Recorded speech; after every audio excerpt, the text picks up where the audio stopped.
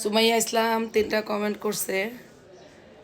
প্রথম কমেন্টটা হইতেছে যে আপু আমার আমি শুনলাম আমার হাজব্যান্ড আমাকে বিদেশ থেকে তালাক দিছে। অনে ওকে এখন আমি কি করব?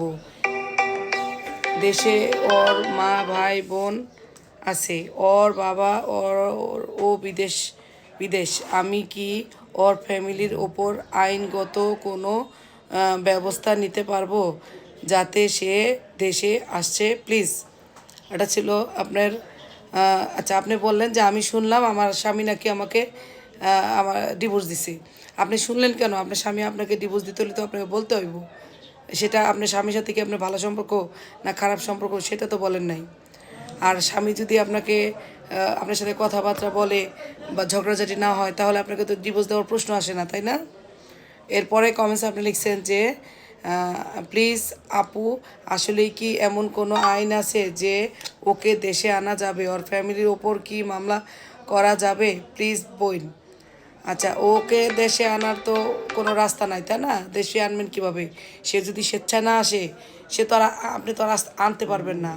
আর তার ফ্যামিলি তো আর আপনাকে নির্যাতন করে নাই বা মারধর করে নাই, ফ্যামিলির বিরুদ্ধে মামলা করবেন কেন? আপনি কোথায় আছেন সেটা তো বলেন নাই। আপনি এখন কি আপনি বিয়ের পর থেকে কোথায় থাকেন সেটা আপনি আমাকে জানান। আর আপনার থার্ড কমেন্টস হইতেছে যে আমি শুনলাম ওই ডিভোর্স দিলে বিদেশ থেকে আমি নাকি ওর ফ্যামিলির ওপর মামলা করতে পারবো। আসলেই এটা কতটুকু সত্য? প্লিজ বোন, মানুষের মুখে শুনলাম ওরা আর অ্যাডভোকেট না, ওরে তো মিথ্যাও বলতে পারে। আচ্ছা, হাজব্যান্ড মামলা কখন করে? হাজব্যান্ড যদি আপনাকে নির্যাতন করে বা হাজব্যান্ডের পরিবার আপনাকে নির্যাতন করে সেক্ষেত্রে আপনি তাদের বিরুদ্ধে আইনগত ব্যবস্থা নিতে পারবেন। এখন আপনি তাদের বাড়িতে থাকেন না, যদি তাদের বাড়িতে থাকেন তারা যদি নির্যাতন করে সেক্ষেত্রে আপনি তাদের বিরুদ্ধে মামলা করতে পারবেন। কিন্তু আপনি যদি আপনার বাবার মার ফ্যামিলিতে থাকেন, হ্যাঁ, এবং হাজব্যান্ড বিদেশ, বাবা মার ফ্যামিলিতে থাকলে তো আর শ্বশুর শাশুড়ি নির্যাতন করে না, সেক্ষেত্রে আপনি কিভাবে তাদের বিরুদ্ধে মামলা করবেন বলেন? আর হাজব্যান্ডের বিরুদ্ধে মামলা করতে পারবেন, আপনি জন্ম ভরণ পোষণের আদায় মামলা করতে পারবেন, যৌতুকের মামলা করতে পারবেন না।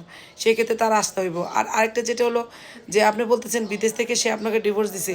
বিদেশ থেকে ডিভোর্স দেওয়া যায় না একটা উপায় ছাড়া, সেটা তো আমি বারবার আমার ভিডিওতে বলি যে একবারে হাই কমিশনের মাধ্যমে হইলে ডিভোর্স দেওয়া যায়, কিন্তু সেটা ব্যয়বহুল, সময় সাপেক্ষ, অনেক ঝামেলা। আর বিদেশ থেকে যদি পোস্ট করে আপনাকে ডিভোর্স লেটার পাঠায় সেই ডিভোর্স কার্যকর হবে না। তো আমি সবটাই বললাম, আপনি কমেন্টস করেন, আপনি আমার আমার প্রশ্নের উত্তরগুলো দেন, তারপরে আমি আপনাকে পরামর্শ দিব। ধন্যবাদ।